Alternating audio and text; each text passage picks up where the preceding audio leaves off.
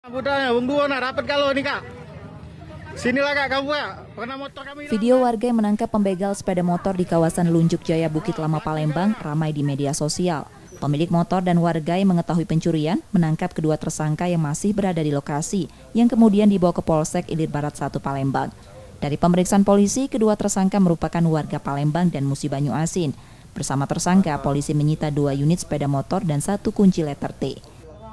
Berkaitan adanya 2 orang pelaku yang berhasil diamankan warga yang pada saat melaksanakan aksi pencurian motor di salah satu kosan di Jalan Lunjuk Jaya, Lorong Seroja, di kosan Ibu Ida.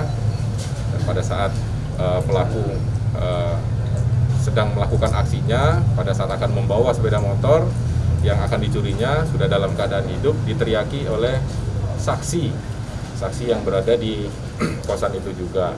Dan pada saat itu juga warga langsung berkumpul dan mengamankan kedua orang pelaku ini.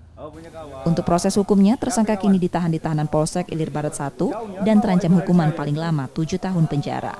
Nur Muhammad, Muklas Diferensial, Kompas TV, Palembang, Sumatera Selatan.